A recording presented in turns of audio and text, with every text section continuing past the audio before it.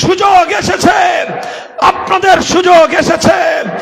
আমরা একজন যোগ্য আলেমকে আজ বাংলাদেশের ফুলপুরের মাটিতে আপনাদের কাছে পাঠিয়েছি। আপনারা আপনাদের এই ভাইকে, আপনাদের সন্তানকে মতামত দিয়ে তার হাতকে যদি শক্তিশালী করতে পারেন, ইনশাআল্লাহ যে ইসলামের পতাকা ফুলপুরের মাটি থেকে উড্ডীন হবে, আমরা ঢাকা থেকে উড্ডীন করব। আগামীর বাংলাদেশ হবে ইসলামের বাংলাদেশ, ইসলামের বাংলাদেশ।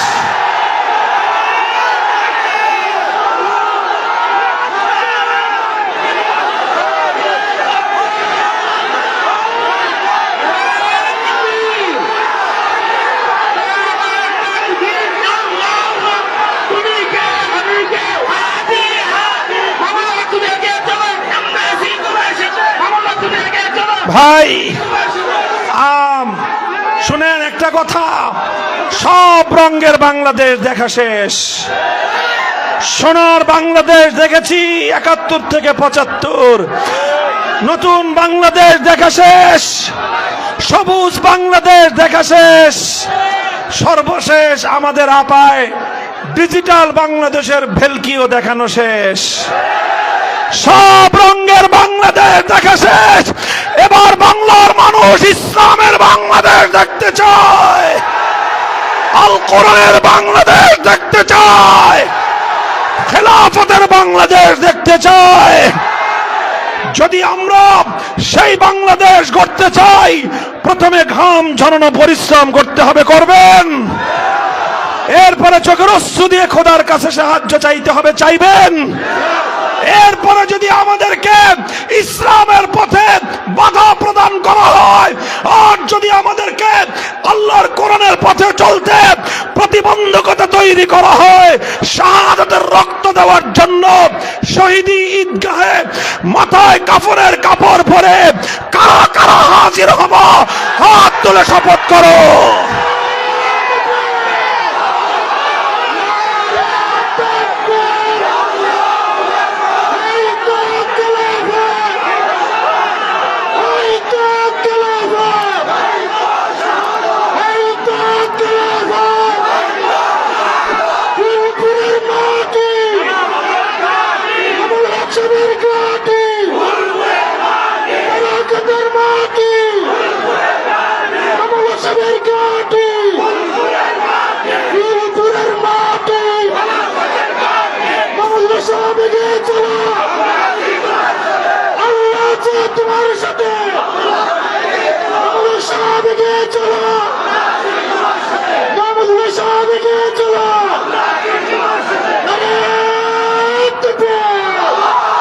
ونشهد أن سيدنا ومولانا محمدا عبده ورسوله صلى الله تعالى عليه وعلى آله وأصحابه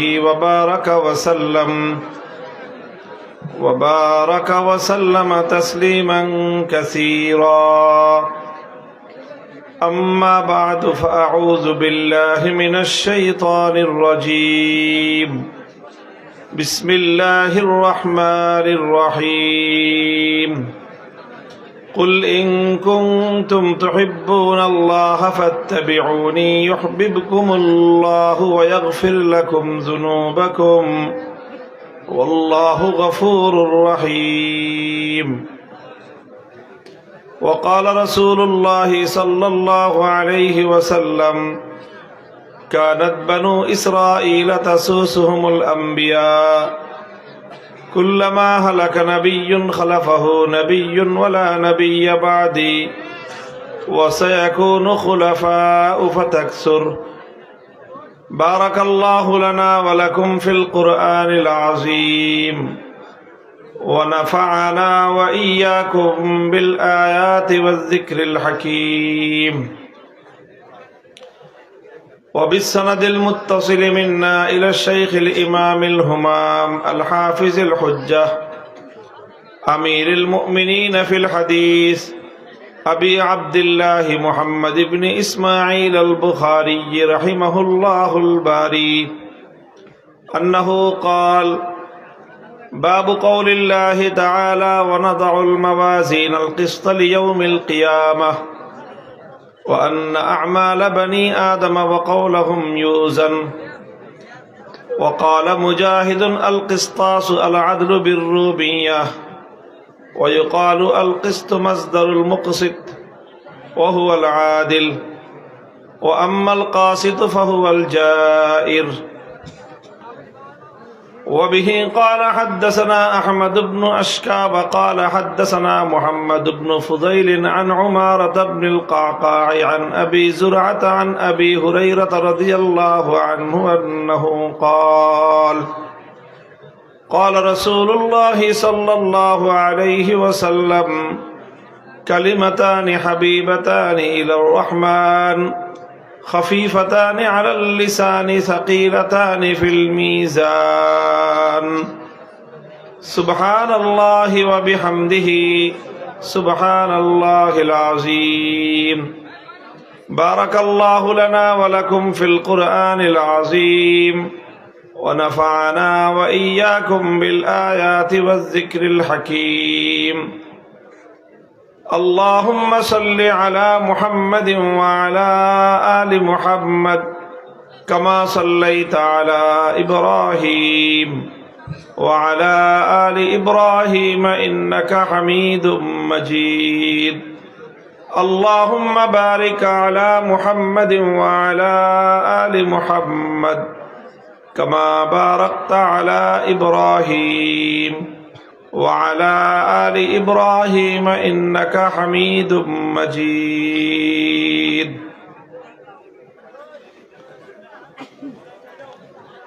আমি আপনাদের সম্মুখে ধাপে ধাপে কয়েকটা কথা পর্যায়ক্রমে আরজ করব ইনশাআল্লাহ। আমার আলোচনা খুব দীর্ঘ হবে না। সর্বপ্রথম আজকের জামিয়া আরাবিয়া ইমদাদুল উলুম বাসুয়া কবিরপুর মাদ্রাসার চলতি শিক্ষাবর্ষের খতমে বুখারী, তো আমি আপনাদের সামনে এবং তালেবুল ইলম যারা আছে বছর এখানে দাওরায়ে হাদিস পড়েছেন তাদেরকে উদ্দেশ্য করে বুখারী শরীফের সর্বশেষ যে অধ্যায়, সেই অধ্যায়টি আমি পাঠ করেছি এবং এই পাঠের মাধ্যমে দাওরায়ে হাদিস ফারিগিন শিক্ষার্থীদেরকে শাইখুল হাদিস আল্লামা আজিজুল হক রহমতুল্লাহ আলাইহির মধ্যস্থতায় ইমাম বুখারী রহমতুল্লাহ আলাইহি পর্যন্ত যেই সনদ আমার হাসিল আছে, সেই সনদের মাধ্যমে আমি তাদেরকে হাদিসের ইজাজত প্রদান করতেছি এবং বুখারী শরীফের সর্বশেষ অধ্যায় সম্পর্কে কাটা কাটা কয়েকটা কথা আমি বলবো। ইমামে বুখারী রহমতুল্লাহ আলাইহি তার জগৎ বিখ্যাত এই হাদিস গ্রন্থ, এটিকে অত্যন্ত গুরুত্বপূর্ণ একটি আলোচনার মাধ্যমে সমাপ্ত করেছেন। শেষ দিকের যে আলোচনা ইমাম বুখারী কিতাবের মধ্যে অবতারণা করেছেন সেটা হলো কিতাবুর রাদ্দি আলাল জাহমিয়া, অর্থাৎ বাতিল মতবাদের খণ্ডন। বাতিল মতবাদের খণ্ডন অর্থ কি? এর অর্থ হলো যুগে যুগে দেখা গিয়েছে যে ইসলামের মধ্যে এমন কিছু মানুষের আবির্ভাব হয়েছে যারা ইসলামের বিষয়ে বিভিন্ন ধরনের মন গড়া মতবাদ আবিষ্কার করে। কোনো আকীদা, বিশ্বাস, কোনো আমল, কোনো চিন্তা অথবা কোনো কাজকর্ম, কোনো কথাবার্তা তারা নিজেরা নিজেদের মন গড়া কথা ইসলামের নামে চালিয়ে দেয়। এটাকেই বলা হয় বাতিল মতবাদ। এটা একেবারে প্রাচীনতম ফিতনা ইসলামের মধ্যে, যে এরকম কিছু বাতিল মতবাদ, বাতিল কিছু বক্তব্য ইসলামের নামে জনসমাজে প্রচার করা হয়, যেটার দ্বারা মানুষ বিভ্রান্ত হয়, পথভ্রষ্ট হয়। তো যখনই এই জাতীয় কোনো বাতিল মতবাদের প্রচার ঘটে, তখন যুগের যেই সমস্ত হাক্কানি ওলামায়ে কেরাম থাকেন, তখন তারা নীরব থাকতে পারেন না, বরং তাদের দায়িত্ব আর জিম্মাদারি হয়ে যায় সেই বাতিল মতবাদকে খণ্ডন করা। প্রশ্ন করবেন, আলেমদেরকে এই দায়িত্বটা দিল কে? প্রশ্নের জবাব হলো, আলেমদেরকে এই দায়িত্ব দিয়েছেন দুনিয়ার কোন সরকার নয়, দুনিয়ার কোন কর্তৃপক্ষ নয়, দুনিয়ার কোন কমিটি নয়। আলেমদেরকে এই দায়িত্ব দিয়েছেন স্বয়ং আল্লাহ এবং তার রসুল। রসুল আকরাম সাল্লাল্লাহু আলাইহি ওয়াসাল্লাম ইরশাদ করেছেন, ইয়াহমিলু হাযাল ইলমা মিন কুল্লি খালাফিন উদুলুহু ইয়ানফুনা আনহু তাহরিফাল গালিন ওয়া ইনতিহালাল মুবতিলিন ওয়া তাবিলাল জাহিলিন। যে প্রত্যেক যুগে যুগে কোরআন এবং হাদিসের ইলমের ধারক বাহক কারা হবে? কোরআন এবং হাদিসের ধারক বাহক যারা হবে, তাদের তিনটা দায়িত্ব হবে। এক নম্বর দায়িত্ব হলো ইয়ানফুন আনহু তাহরিফাল গালিন, যারা নিজেদের মন গড়া নানা কথা ইসলামের নামে মানুষের মধ্যে ছড়ায় দেয়, সেই সকল মন গড়া কথাগুলোকে ইসলাম থেকে প্রতিহত করে দেওয়া, এটা হলো আলেমদের প্রথম দায়িত্ব। ওয়ান্তিহালাল মুবতিলিন, দুই নম্বর হলো কিছু মানুষ কোরআনের কোন আয়াতের দ্বারা, নবীর কিছু হাদিসের দ্বারা কিছু ভুল মতবাদ তারা প্রচার করতে চায়। আলেমদের দায়িত্ব হলো কোরআন হাদিসের দ্বারা যারা ভুলভাবে প্রমাণ দেয়, ভুলভাবে যারা ব্যাখ্যা দেয়, সেই ভুল ব্যাখ্যাগুলোকে প্রতিহত করা, খণ্ডন করা, এটা হলো আলেমদের দ্বিতীয় দায়িত্ব। তিন নম্বর দায়িত্ব হলো ওয়া তাবিলাল জাহিলিন, কিছু মূর্খ মানুষ তারা কোরআন হাদিসের অপব্যাখ্যা করে, ভুল ব্যাখ্যা করে।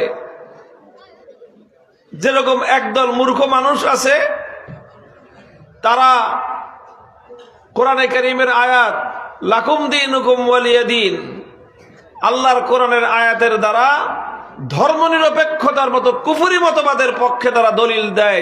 চরম মূর্খতা এবং গণ্ড মূর্খতা ছাড়া কিছুই নয় এটা। এই জাতীয় কাজ যারা করবে, আলেমদের দায়িত্ব হলো তাদের এই ভুল চিন্তা চেতনাকে খণ্ডন করা, জাতির সামনে তাদের প্রকৃত মুখোশ উন্মোচন করে ইসলামের সঠিক বার্তা মানুষের কাছে তুলে ধরা। এটাই হলো আলেমদের জিম্মাদারি। এটা অন্য কেউ দেয় নাই, এটা স্বয়ং আল্লাহর রসুল এই জিম্মাদারি আলেমদেরকে দিয়েছেন। এই জন্যই আলেমগণ যারা হক্কানি ওলামায়ে কেরাম, যখনই কোনো বাতিল মাথাচাড়া দিয়ে উঠে, ওলামায়ে কেরাম তখন নীরব থাকতে পারেন না। তখন সেই বাতিলের মাথা খণ্ডন করে দিয়ে সেই বাতিলের উত্থিত মাথাকে চূর্ণ বিচূর্ণ করে দেওয়াটাই আলেমদের জিম্মাদারি এবং দায়িত্ব। এ দায়িত্ব শুধুমাত্র বর্তমান যুগের আলেম নয়, এ দায়িত্ব শুরু হয়েছে সাহাবায়ে কেরাম থেকে। প্রত্যেক যুগে যুগে যারা হক্কানি ওলামায়ে কেরাম ছিলেন, তাদের যুগে যখন যেই বাতিল মাথাচাড়া দিয়ে উঠেছে, ওলামায়ে কেরাম সেই বাতিলকে মোকাবেলা করেছেন।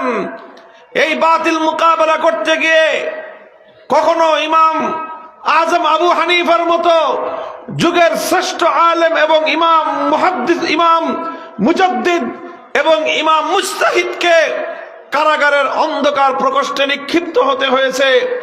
সেখানে ষড়যন্ত্রমূলক ভাবে বিষ প্রয়োগ করে ওনাকে শহীদ করা হয়েছে। জীবন দিয়েছেন, কিন্তু বাতিলকে এক মুহূর্তের জন্য মেনে নেন নাই। ইমামে মালিক রহমতুল্লাহি আলাইহি ফতোয়া দিয়েছেন কোরআন হাদিস অনুযায়ী। সময়ের অত্যাচারী শাসকের ফতোয়া পছন্দ হয় নাই।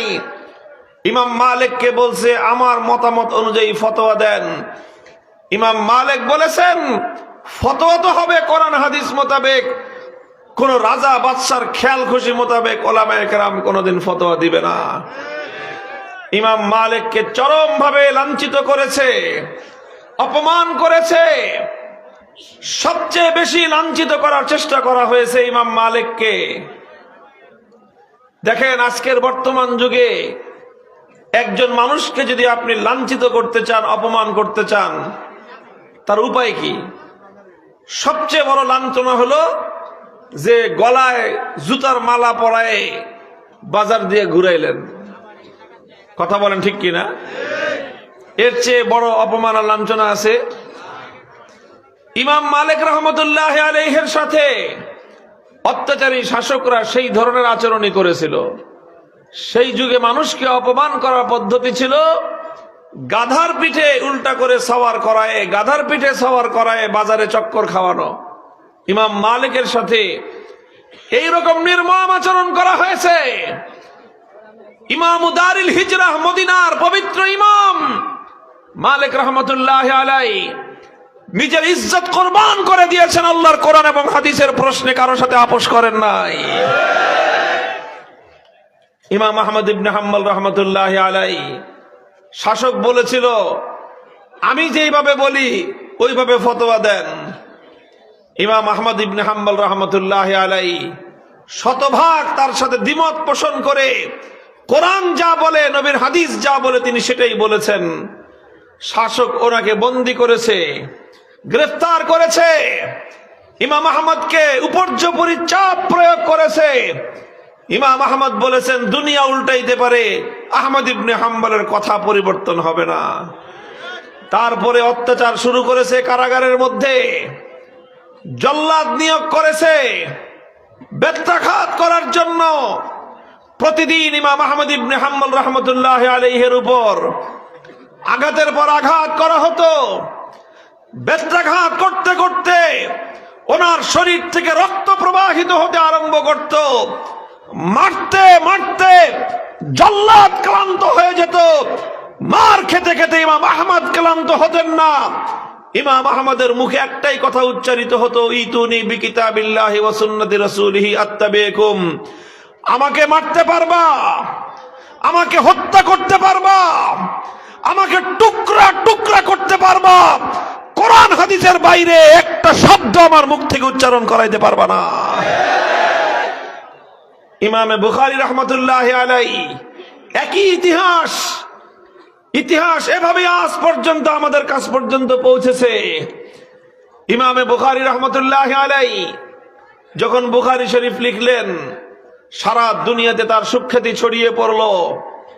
শাসক, সময়ের শাসক গভর্নর ইমাম বুখারীকে বলল, আপনার কিতাবটা সারা দুনিয়াতে সুনাম কুড়িয়েছে, আপনি এক কাজ করবেন, আপনি আপনার কিতাবটা এসে আমার বাড়িতে এসে শাহী মহলে এসে শাহজাদাকে পড়ায় যাবেন। ইমাম বুখারী রাহমাতুল্লাহ আলাইহি গভর্নরকে জবাব দিয়ে দিয়েছেন, ইন্নী লা উযিল্লুল ইলমা ওয়া লা আহমিলুহু ইলা বাবিল উমারা। হে শাসক, গভর্নর, তোমার সন্তানের যদি বুখারী শরীফ পড়তে হয় আর 10 জন ছাত্র যেভাবে আমার কাছে এসে হাঁটু গেড়ে বসে পড়ে, তোমার ছাত্রকে আমার কাছে এসে আমার সামনে ছাত্র হিসেবে আদবের সাথে মাটির উপর বসে আমার কাছ থেকে কিতাব পড়তে হবে। আমি আমার কিতাব এখানে থেকে পড়াবো। আমি আল্লাহর কোরআনের এলেম, আল্লাহর নবীর হাদিসের এলেম নিয়ে আমি তোমার বাড়িতে যাব না, বরং তোমার এবং তোমার সন্তানকে আমার বাড়িতে এসে আমার কাছে এসে পড়তে হবে। শাসক এতে অপমানিত বোধ করলো।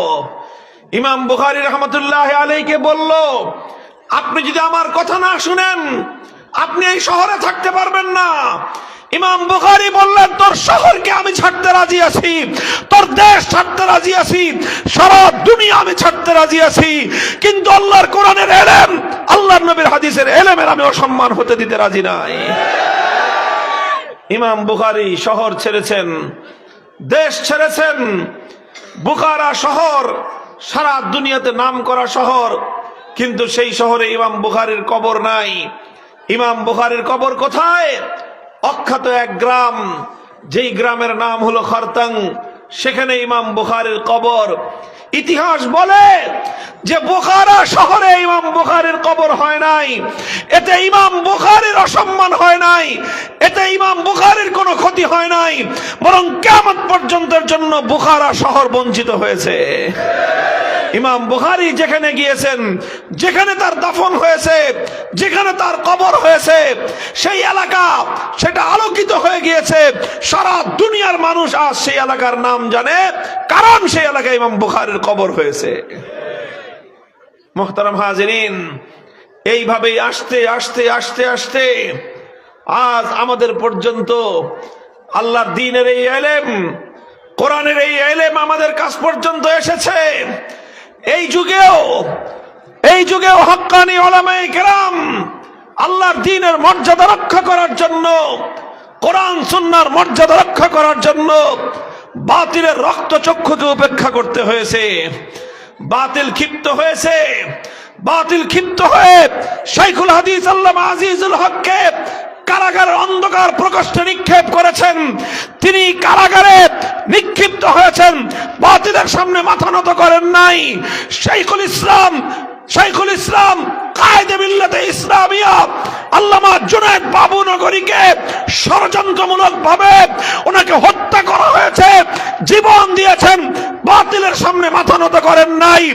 আমাদের মতো দুর্বল মানুষরাও বাতিল যখন বলল ভাস্কর্যের পক্ষে কথা বলতে হবে, আমরা বলেছিলাম জীবন যেতে পারে, আল্লাহর কোরআনের সরাসরি বিপক্ষে ভাস্কর্যের পক্ষে কোনো কথা বাংলার আলেম সমাজ বলবে না।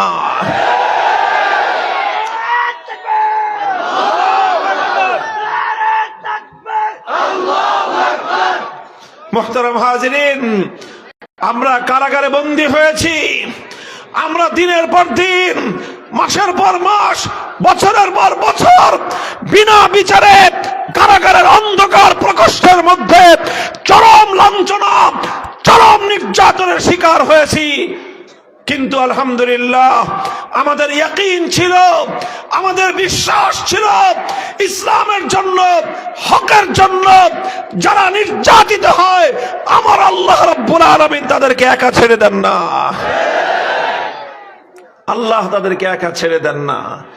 হে উলামায়ে কেরাম, হে আলেম সমাজ, আমি আপনাদেরকে অনুপ্রাণিত করতে চাই, আমি আপনাদেরকে উদ্বুদ্ধ করতে চাই, হকের ঝান্ডাকে আঁকড়ে ধরেন, শপথ গ্রহণ করেন, জান যেতে পারে জান দিব, মাল লাগলে মাল দিব, আওলাদ ফরজান কুরবান করতে হলে সব কুরবান করব, দেশ ছাড়তে হলে দেশ ছাড়ব, সব ছাড়ব, আল্লাহর দ্বীনের ইজ্জতের ঝান্ডা ভুলুণ্ঠিত হতে দেব না ইনশাআল্লাহ।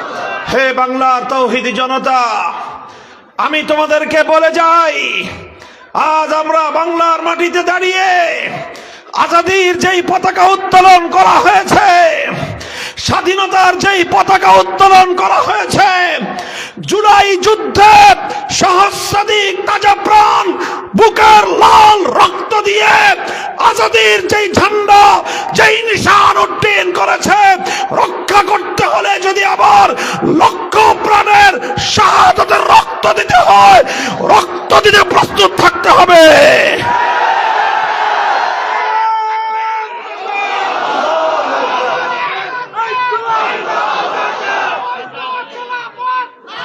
আপনারা মনে রাখবেন, জুলাই বিপ্লব শুরু হয়েছিল 2013 সালে শাপলা চত্বর থেকে।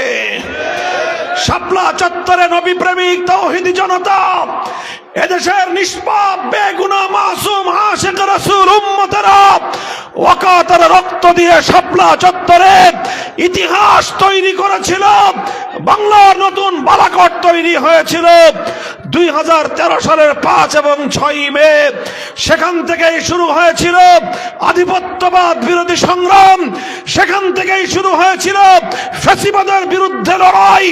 সেই লড়াইয়ে 2013 সালে রক্ত দিয়েছে আলেম সমাজ, 2021 সালে রক্ত দিয়েছে আলেম সমাজ, 2024 সালে রক্ত দিয়েছে ছাত্র জনতা, রক্ত দিয়েছে কোরআনের বুলবুলিরা, রক্ত দিয়েছে কোরআনের পাখিরা, রক্ত দিয়েছে ওলামায়ে কেরাম, রক্ত দিয়েছে দেশের আপামর ছাত্র জনতা। 1,500 তাজা প্রাণের রক্তের বিনিময়ে যেই জুলাই বিপ্লব অর্জিত হয়েছে, সেই জুলাই বিপ্লবের যারা সবচেয়ে বড় বেনিফিশিয়ারি, তারা যদি আজ জুলাই বিপ্লবের বিরুদ্ধে গাদ্দারি করতে চায়, বাংলার মানুষ রুখে দাঁড়াতে হবে।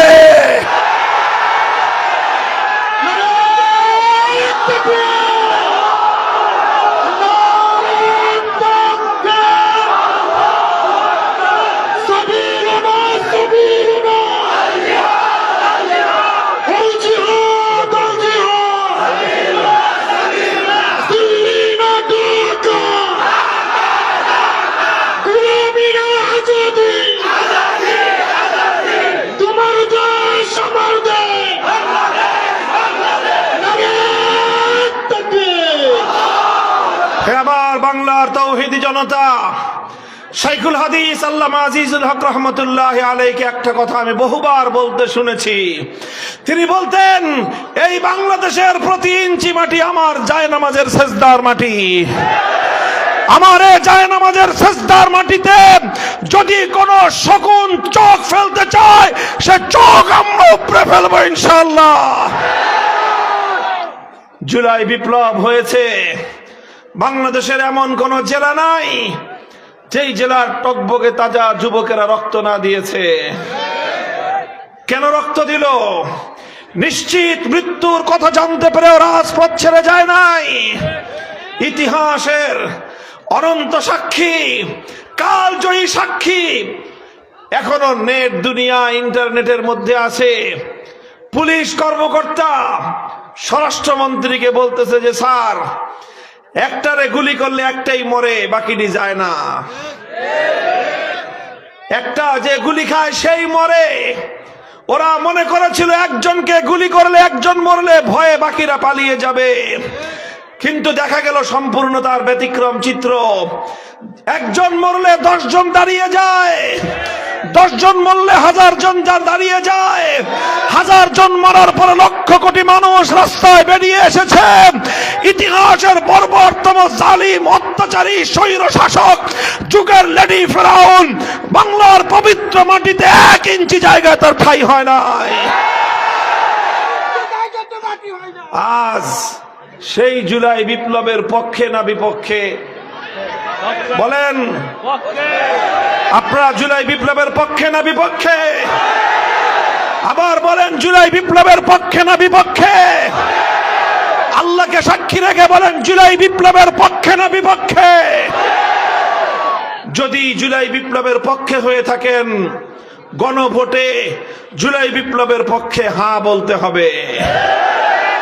বলেন, জুলাই বিপ্লবের পক্ষে হ্যাঁ বাক্সে ভোট দিতে হবে। আমি বাংলাদেশকে যারা ভালোবাসেন, বাংলাদেশকে যারা ভালোবাসেন, যারা বিসমিল্লাহকে ভালোবাসেন, যারা শহীদ প্রেসিডেন্ট জিয়াউর রহমানের আল্লাহর উপর অবিচল আস্থা এবং বিশ্বাসকে যারা এখনো মনে প্রাণে ধারণ করেন, খবরদার জুলাই বিপ্লবের বিপক্ষে দাঁড়াবার চেষ্টা করবেন না। জুলাই বিপ্লবের বিপক্ষে যদি দাঁড়ান, হাসিনা গেছে যেই পথে, আপনারাও ফেসে যাবেন সেই পথে।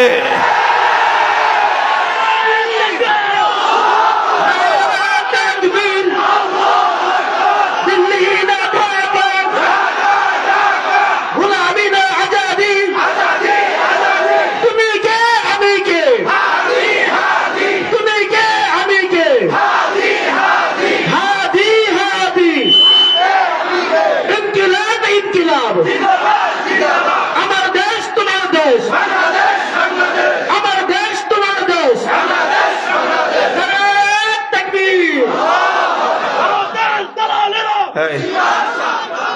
ভাই দেখেন, এটা শুধুমাত্র উত্তেজনার কথা নয়, এটা শুধু আবেগের কথা নয়। আমি জানি এই হাজার হাজার মানুষের এই মজমার মধ্যে বহু মানুষ আছেন যারা বিএনপি করেন, বহু মানুষ আছেন যারা বিভিন্ন রাজনৈতিক দল করেন। আপনারা যদি বাংলাদেশকে ভালোবেসে থাকেন, আপনারা যদি জুলাই বিপ্লবকে ভালোবেসে থাকেন, আপনারা যদি জুলাই বিপ্লবের শহীদদের রক্তের সঙ্গে গাদ্দারি না করতে চান, প্রতীকের নির্বাচনের বিষয়ে আমি এত কিছু বলবো না, ওটা নিয়ে আমার এত কথা নাই। কিন্তু আপনারা আপনাদের উপরে নেতাদের কাছে খবর পাঠায় দেন, যদি জুলাই বিপ্লবের বিপক্ষে অবস্থান নিছেন, নেতাও তালাক, নেতার গোষ্ঠী 14 তালাক। বুঝতে পারছেন কথাটা? আমি রাজনীতি করতে আসি নাই, রাজনৈতিক কথাও বলতেছি না, কিন্তু জুলাই বিপ্লব এটা রাজনৈতিক কথা নয়, এটা বাংলাদেশের অস্তিত্বের প্রশ্ন।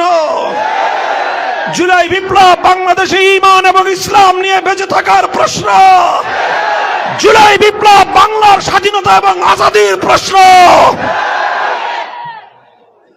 এই আজাদি, এই স্বাধীনতা শুধু জুলাই বিপ্লবের রক্ত নয়, বহু রক্ত দিয়ে এই আজাদি অর্জন করা হয়েছে।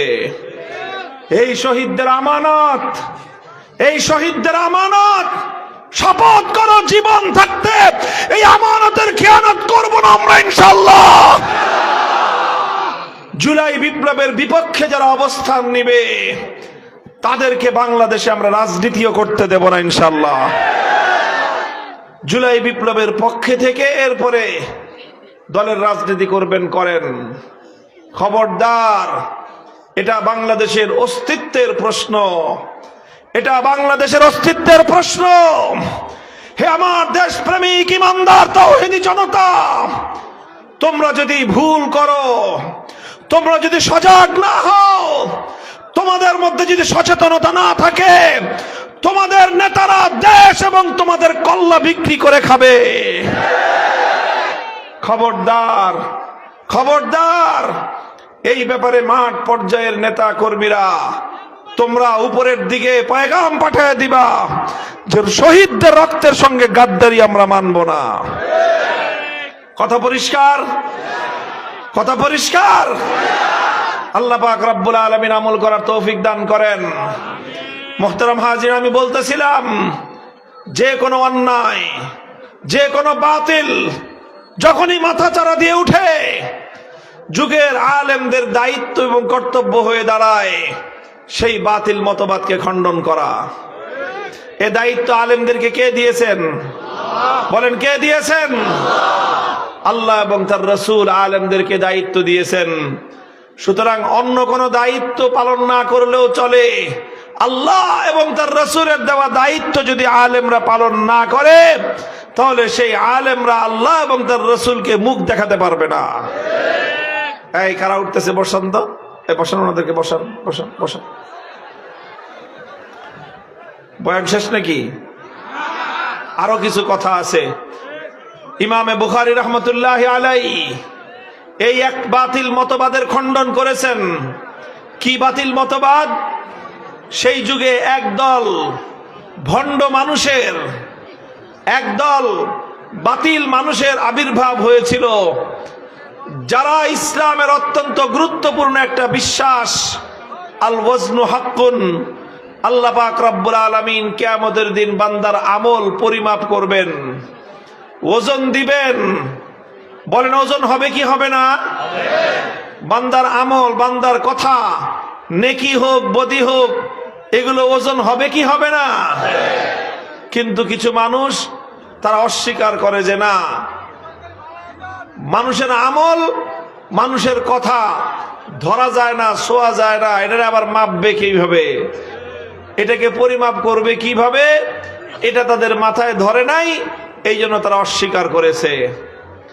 যারা ওজনকে অস্বীকারী তারা বাতিল মতবাদের অধিকারী, তারা বাতিল পন্থী।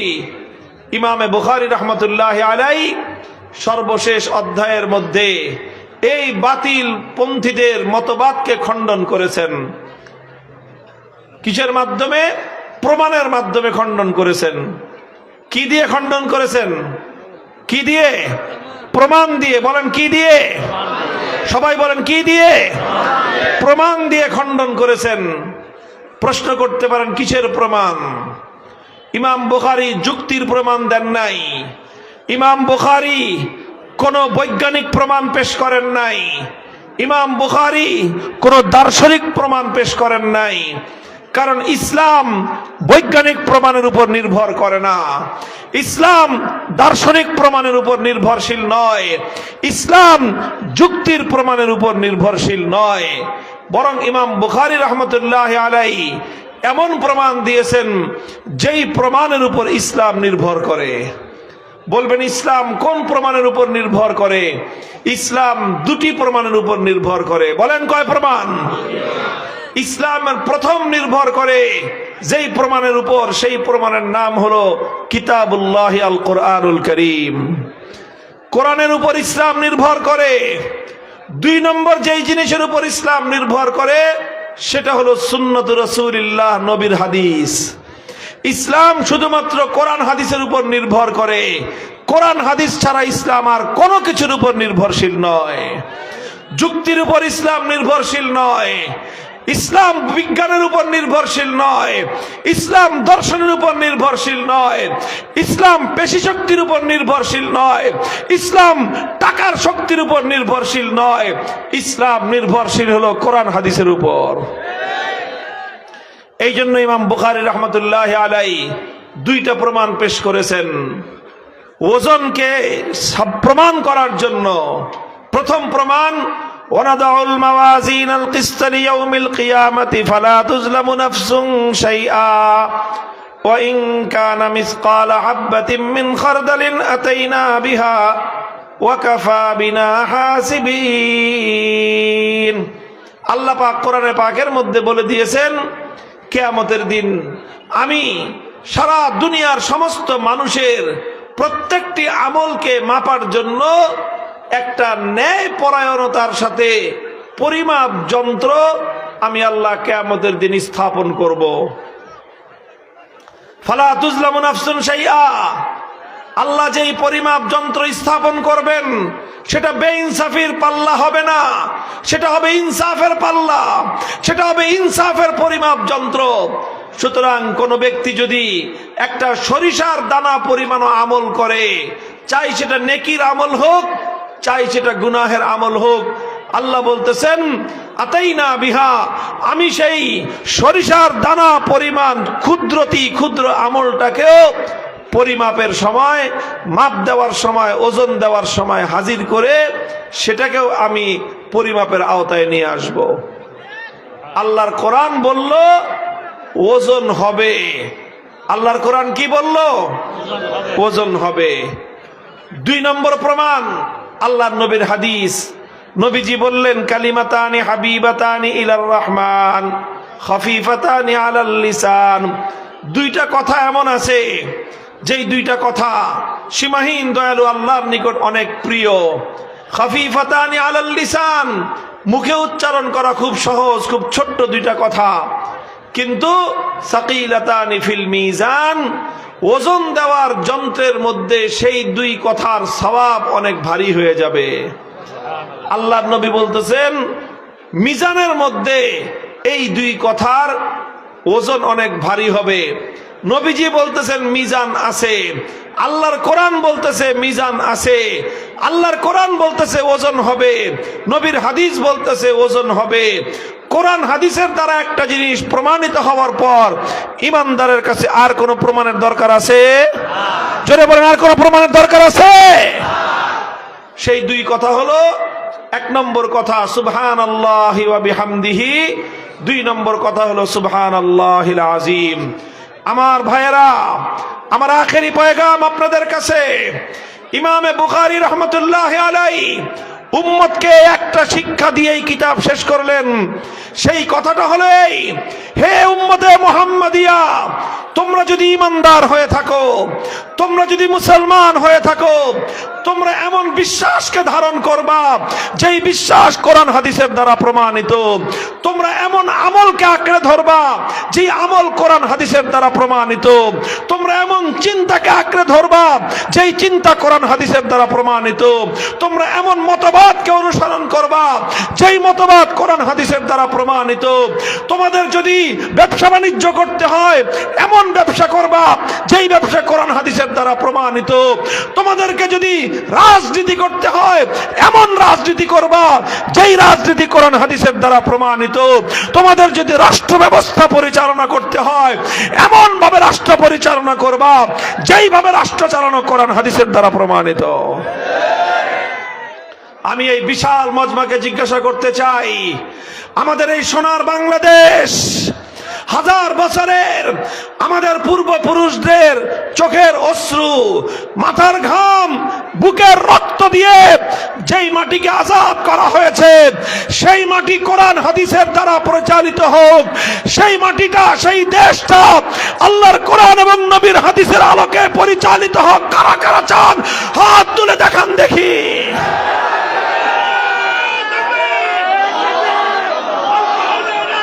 হাত নামান।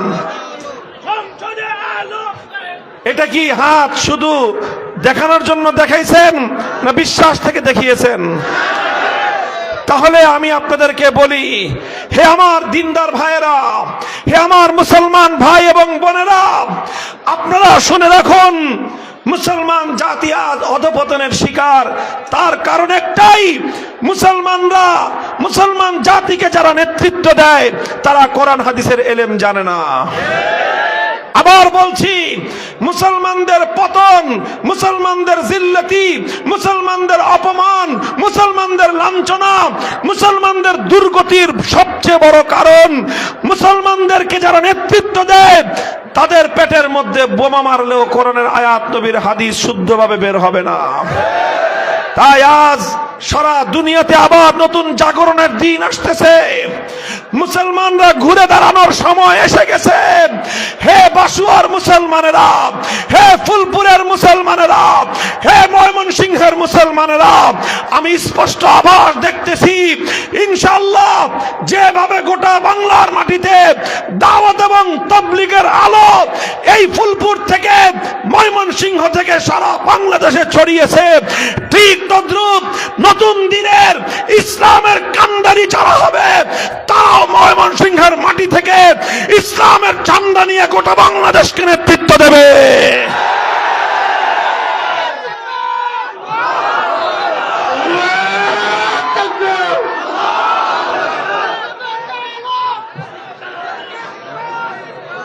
ভাই আমার কথা, আখেরি কথা এটাই। আমি এটা বলছি না যে আলেম ওলামা ছাড়া আর কেউ থাকবে না। অন্যরা ডাক্তাররা থাকবে, ইঞ্জিনিয়াররা থাকবে, আইনজীবীরা থাকবে, দার্শনিকরা থাকবে, সাহিত্যিকরা থাকবে, বৈজ্ঞানিকরা থাকবে। সব থাকার পরেও যদি উম্মতের মুসলমানদের নেতৃত্বের মধ্যে আলেম ওলামারা না থাকে, সেই ডাক্তার, ইঞ্জিনিয়ার, বৈজ্ঞানিক, সাহিত্যিক, কবিদের নেতৃত্ব দিয়ে মুসলিম জাতির মুক্তি আসবে না। অন্য সবার সাথে যদি আলেম থাকে, কোরআন এবং হাদিসের এলেম সহ যদি ডাক্তার, ইঞ্জিনিয়ার, উকিল, ব্যারিস্টার, বৈজ্ঞানিক, সাহিত্যিক, কবি তারাও থাকবে, আলেমরাও থাকবে, সেই মুসলমানরা মাথা উঁচু করে বিশ্ব দরবারে সম্মানের সঙ্গে দাঁড়িয়ে যেতে পারবে ইনশাআল্লাহ। তাই আগামীর বাংলাদেশ হবে সম্মানের বাংলাদেশ, আগামীর বাংলাদেশ হবে ইজ্জতের বাংলাদেশ। এই বাংলাদেশকে আর কারো কাছে বন্ধক রাখা যাবে না। এই বাংলাদেশের মানুষের গর্দান কারো কাছে বিক্রি করে আর রাজনীতি করতে দেওয়া হবে না। আপনারা, আপনাদের সুযোগ এসেছে, আপনাদের সুযোগ এসেছে। আমরা একজন যোগ্য আলেমকে আজ বাংলাদেশের ফুলপুরের মাটিতে আপনাদের কাছে পাঠিয়েছি। আপনারা আপনাদের এই ভাইকে, আপনাদের সন্তানকে মতামত দিয়ে তার হাতকে যদি শক্তিশালী করতে পারেন, ইনশাআল্লাহ যে ইসলামের পতাকা ফুলপুরের মাটি থেকে উড্ডীন হবে, আমরা ঢাকা থেকে উড্ডীন করব। আগামীর বাংলাদেশ হবে ইসলামের বাংলাদেশ, ইসলামের বাংলাদেশ।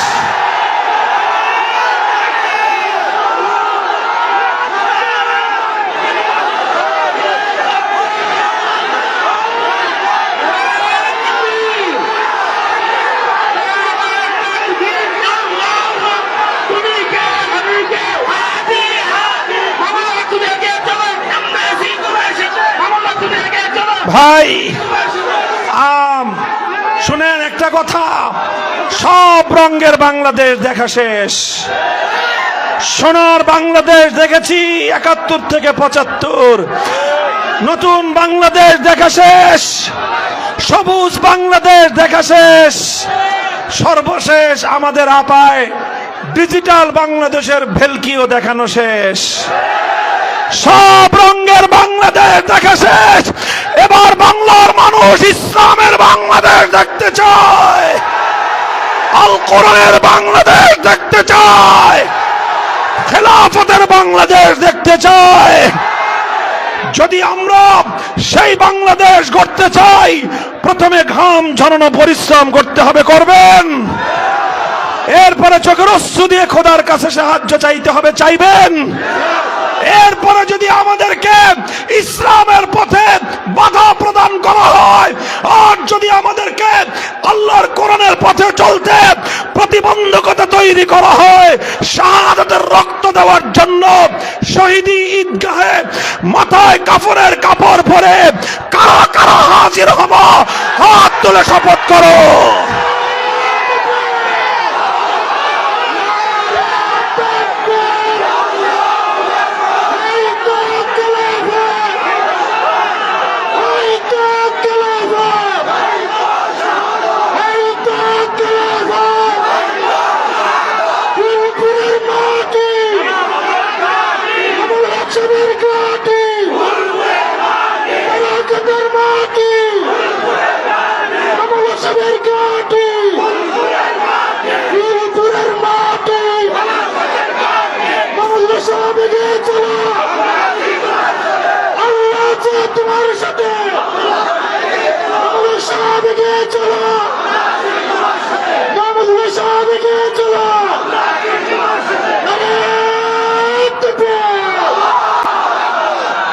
মুহতারাম হাজিরিন, এই যে আপনারা শপথ করলেন, এটা কি শুধু কথার কথা? বলেন শুধু কথার কথা না অঙ্গীকার? বলেন কথার কথা না অঙ্গীকার? শপথ, শপথ বলেন, শপথ কার সাথে? বলেন কার সাথে? ইনশাআল্লাহ আমরা যদি আমাদের শপথ রক্ষা করি, বিজয় দিবেন কে? সাহায্য করবেন কে? নাসরুম মিনাল্লাহি ওয়া ফাতহুন করিব। ওয়া আখিরু দাওয়ানা আলহামদুলিল্লাহি ওয়া আলা আলি মুহাম্মদ কামা সাল্লাইতা আলা ইব্রাহিম ওয়া আলা আলি ইব্রাহিম ইন্নাকা হামিদুম মাজিদ। ইয়া হাইয়্যু ইয়া কাইয়্যুম বিরহমাতিকা নাস্তাগীথ আসলিহ লানা শানানা কুল্লাহ ওয়া লা তাকিলনা ইলা আনফুসিনা তারফাতা আইন। اللهم إنا نسألك فعل الخيرات وترك المنكرات وحب المساكين وأن تغفر لنا وترحمنا أجمعين।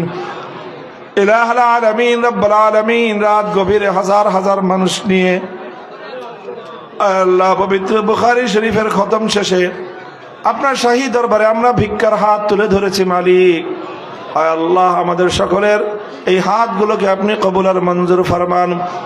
জিন্দগির সমস্ত গুনাহ মাফ করে দিন, সমস্ত নেক আমলগুলোকে আল্লাহ আপনি কবুল এবং মঞ্জুর ফরমান। আয় আল্লাহ, আমাদের যে সকল সন্তানেরা ইলাহুল আলামিন এক যুগ ধরে কোরআন এবং হাদিসের ইলম হাসিল করলো, আয় আল্লাহ যত দুর্বলতা আছে, ইলমের অর্জনের ক্ষেত্রে যত গাফলতি আছে, সব দূর করে মেহেরবানি করে আল্লাহ আপনি আপনার পক্ষ থেকে তাদেরকে ইলম লাদুন্নি নসিব ফরমান। উপকারী ইলম এবং ইলম মোতাবেক আমল করার তৌফিক দান করেন। আয় আল্লাহ, এই জামিয়া আরবি ইমদাদুল উলুম মাদ্রাসাকে আপনি কবুল করেন। তালিম, তারবিয়াত, তামির, মালিয়াত সব দিক থেকে আল্লাহ আপনি তারাক্কি এবং উন্নতি দান করুন। সমস্ত হাজাত গুলোকে আল্লাহ আপনি গায়বের খাজানা থেকে পুরা করে দিন। ইলাহুল আলামিন, রাব্বাল আলামিন। আয় আল্লাহ, এই সকল ছাত্রদের অভিভাবক, তাদের বাবা মা, যারা নিজেদের কলিজার টুকরা সন্তানদেরকে কোরআন এবং হাদিসের ইলমের জন্য ওয়াকফ করে দিয়েছেন, আয় আল্লাহ এই সন্তানগুলোকে তাদের পিতামাতার জন্য দুনিয়াতে অন্তরের প্রশান্তি, আখিরাতে চোখের শীতলতা বানিয়ে দিয়েন। ইলাহুল আলামিন, রাব্বুল আলামিন। আমরা যত মানুষ এখানে হাত উত্তোলন করেছি আল্লাহ, আমাদের মধ্যে অনেক অসুস্থ আছে, শেফা দান করুন। ঋণগ্রস্ত আছে, ঋণ পরিশোধ করার তৌফিক দান করুন। অভাবগ্রস্তদের অভাব দূর করে দিন। বেরোজগারদের হালাল রুজির ব্যবস্থা করে দিন। ইলাহুল আলামিন, রাব্বুল আলামিন। আয় আল্লাহ, আমাদের সকলকে আয় আল্লাহ আপনি মাফ করে দিন। আয় আল্লাহ, আমাদের এই জন্মভূমি, আমাদের মাতৃভূমি, প্রিয় বাংলাদেশের প্রতি ইঞ্চি মাটিকে আল্লাহ আপনি ইসলামের ঘাঁটি হিসেবে কবুল ফরমান। ইলাহুল আলামিন, এই মাটির জন্য আমাদের পূর্বপুরুষরা অনেক কোরবানি করেছেন, চোখের অশ্রু দিয়ে বুক ভাসিয়েছেন, মাথার ঘাম পায়ে ফেলেছেন, বুকের তাজা রক্ত ওয়াকাতরে জমিনের জন্য ঢেলে দিয়েছেন মালিক। আয় আল্লাহ, শত শহীদ, হাজার শহীদ, লাখো শহীদের রক্তের বিনিময়ে এই স্বাধীন মাটি, এই আজাদি, আয় আল্লাহ এর মর্যাদা রক্ষা করার তৌফিক আমাদেরকে দান করেন। আয় আল্লাহ, এই জমিনে আপনার কোরআনের রাজ কায়েম করার তৌফিক এনায়েত ফরমান। আয় আল্লাহ, যারা শহীদের রক্তের সঙ্গে গাদ্দারি করতে চায়, ইলাহুল আলামিন তাদেরকে আপনি হেদায়েত এবং সুমতি দান করুন। হেদায়েত কপালে না থাকলে আয় আল্লাহ যেভাবে পূর্বসূরীদেরকে ধ্বংস করেছেন, আয় আল্লাহ তাদের পরবর্তী অনুসারীদেরকেও আপনি ধ্বংস করে দিন, উৎখাত করে দিন। আয় আল্লাহ, তাদের ষড়যন্ত্রের জালকে ছিন্ন করে এই জমিন, এই মাটি এবং এই আজাদিকে আপনি হেফাজত ফরমান। ইলাহুল আলামিন, রাব্বুল আলামিন। আয় আল্লাহ, আমাদের দোয়াকে আপনি কবুল করুন। আয় আল্লাহ, আমাদের যাদের অন্তরের মধ্যে পেরেশানি আছে, দুনিয়াতে শুনবার কেউ নাই, বলবার কেউ নাই, শুনবার কেউ নাই, সমাধান করার মতো কেউ নাই, ইলাহুল আলামিন তুমি তো হাল্লারুল মুশকিলাত। আয় আল্লাহ, সকলের মনের সেই পেরেশানিগুলোকে তুমি দূর করে দাও। রব্বানা তাকাব্বাল মিন্না ইন্নাকা আনতাস সামিউল আলিম ওয়া তুব আলাইনা ইয়া মাওলানা ইন্নাকা আনতাত তাওয়াবুর রহিম। ওয়া সাল্লাল্লাহু তাআলা আলা খায়রি খালকিহি মুহাম্মদ ওয়া আলিহি ওয়া সাহবিহি আজমাইন। سبحان ربك رب العزة عما يصفون وسلام على المرسلين والحمد لله رب العالمين.